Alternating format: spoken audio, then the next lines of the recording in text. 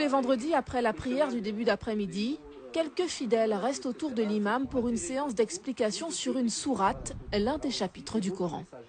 Pour connaître les lois de l'islam, pour vivre avec les gens, parce que ça c'est le Coran même qui parle comme ça, qui nous a montré comment on va faire pour vivre avec les gens en paix.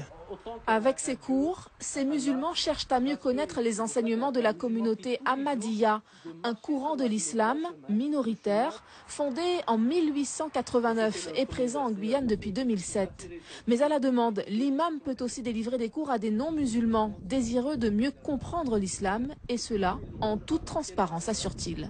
Les services de renseignement sont bien au courant que nous donnons ces cours parce que nous faisons de telle manière nos démarches que nous prenons en confiance aussi les personnes politiques et administrations pour qu'ils sachent quelles sont les différentes démarches que nous faisons.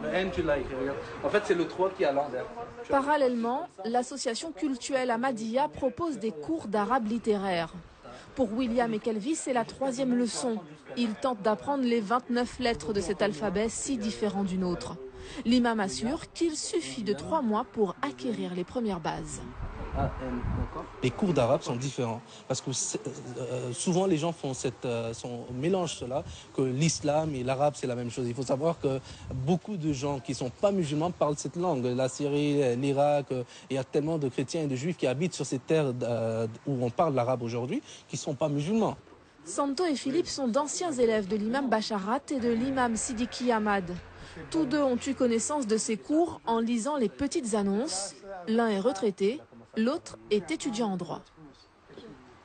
Cela m'a permis d'enrichir ma culture générale et je pense que le souhait de s'orienter vers d'autres cultures, cela permet d'avoir une ouverture d'esprit et d'avoir une plus grande tolérance. Donc oui, ça m'a apporté quand même quelque chose.